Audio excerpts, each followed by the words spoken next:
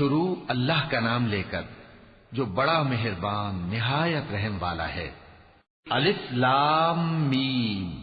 کیا لوگ یہ خیال کیے ہوئے ہیں کہ صرف یہ کہنے سے کہ ہم ایمان لے آئے چھوڑ دیے جائیں گے اور ان کی آزمائش نہیں کی جائے گی؟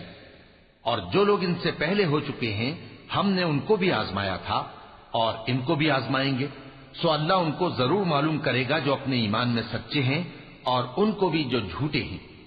کیا وہ لوگ جو برے کام کرتے ہیں یہ سمجھے ہوئے ہیں کہ یہ ہمارے قابو سے نکل جائیں گے؟ جو فیصلہ یہ کرتے ہیں برا ہے۔ جو شخص اللہ کی ملاقات کی امید رکھتا ہو تو اللہ کا مقرر کیا ہوا وقت ضرور آنے والا ہے، اور وہ سننے والا ہے، جاننے والا ہے۔ اور جو شخص محنت کرتا ہے تو اپنے ہی فائدے کے لیے محنت کرتا ہے، بے شک اللہ تو سارے جہان سے بے نیاز ہے۔ اور جو لوگ ایمان لائے اور نیک عمل کرتے رہے ہم ان کے گناہوں کو ان سے دور کر دیں گے اور ان کو ان کے اعمال کا بہت اچھا بدلہ دیں گے۔ اور ہم نے انسان کو اس کے ماں باپ کے ساتھ نیک سلوک کرنے کا حکم دیا ہے۔ اے مخاطب، اگر تیرے ماں باپ تجھے مجبور کریں کہ تو میرے ساتھ کسی کو شریک بنائے جس کی حقیقت کی تجھے واقفیت نہیں تو ان کا کہا نہ مانیو۔ تم سب کو میری طرف لوٹ کر آنا ہے، پھر جو کچھ تم کرتے تھے میں تم کو جتا دوں گا۔ اور جو لوگ ایمان لائے اور نیک عمل کرتے رہے ان کو ہم نیک لوگوں میں داخل کریں گے۔ اور بعض لوگ ایسے ہیں جو کہتے ہیں کہ ہم اللہ پر ایمان لائے، پھر جب ان کو اللہ کے راستے میں کوئی ایذا پہنچتی ہے تو لوگوں کے ایذا پہنچانے کو یوں سمجھتے ہیں جیسے اللہ کا عذاب۔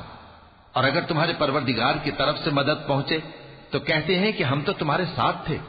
کیا جو اہل عالم کے سینوں میں ہے اللہ اس سے واقف نہیں؟ اور اللہ ان کو ضرور معلوم کرے گا جو سچے مومن ہیں، اور وہ منافقوں کو بھی معلوم کر کے رہے گا۔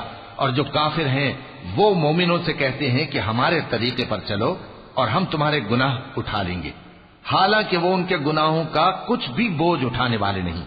کچھ شک نہیں کہ یہ جھوٹے ہیں، اور یہ اپنے بوجھ بھی اٹھائیں گے اور اپنے بوجھوں کے ساتھ اور لوگوں کے بوجھ بھی۔ اور جو جھوٹ یہ لوگ گھڑتے رہے قیامت کے دن ان کی ان سے ضرور پرسش ہوگی۔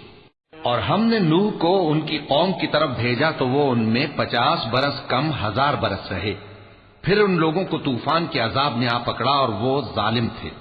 پھر ہم نے نوح کو اور کشتی والوں کو نجات دی اور کشتی کو اہل عالم کے لیے نشانی بنا دیا۔